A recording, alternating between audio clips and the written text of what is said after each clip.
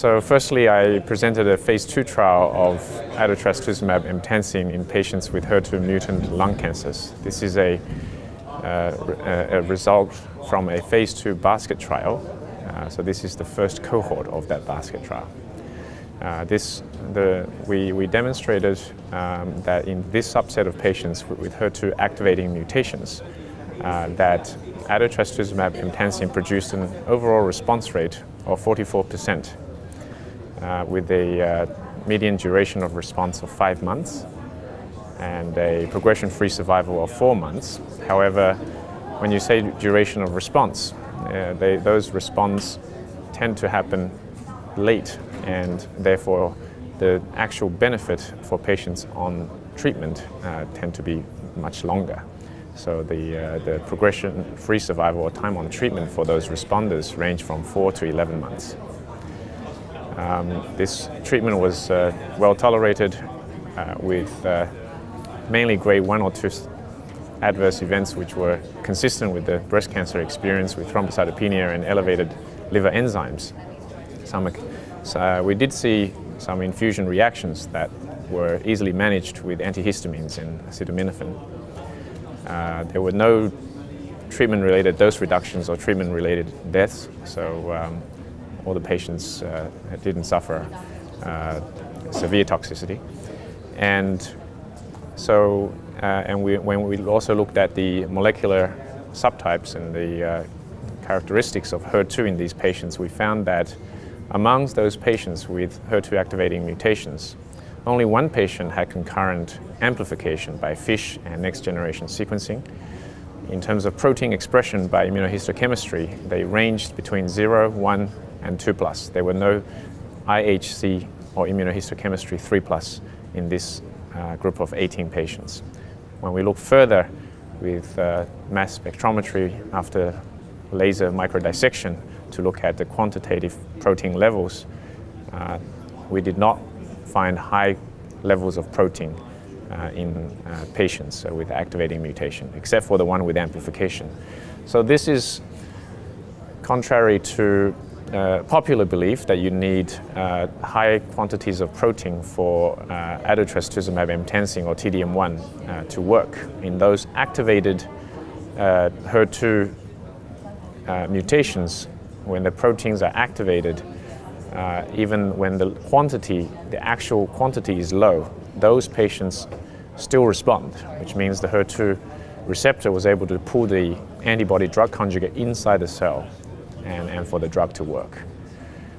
So overall, this is the first positive clinical trial for patients with HER2 mutant lung cancers. And the results, I personally believe, are promising and warrants a multi-center confirmatory trial to get this drug approved for patients. And when it comes to the overall response rate you mentioned there, could anything be done to get it above this 1/3 that it's got so far? So at the moment, the single agent activity is 44%. This is already way above the standard of care in this patient population, who were actually heavily pretreated, up to 4 lines of prior therapy, with 50% of them had prior HER2 targeted therapy as well. So in this pretreated population, the overall response rate with standard chemotherapy is 10%, according to Dr. Mazier's work from the Euro-HER2 cohort published in Annals of Oncology last year. So 44% compared to the standard of 10% is way better. And for a well-tolerated drug, I believe this is already a big step forward for these patients with an oncogenic driver who do not have an approved targeted therapy for use. To answer your question, how do we get that above 44%? I think more translational work needs to be done. We are actively pursuing translational imaging using HER2-targeted imaging, zirconium trastuzumab PET scans to predict, to refine the patient selection, to look at heterogeneity, to look at the drug uptake in order to really refine our precision medicine and select the best patients who would respond. So really matching the right drug to the right patient. And by using that refinement, we may be able to get the response rate to much higher. So that's one aspect. Another aspect is combination therapies, perhaps down the track. We are doing preclinical modeling using patient-derived xenografts. These are biopsies from the very patients who were treated. We implanted these tumors that were biopsied into mice, and then when it started to grow, we implanted it into a batch of mice.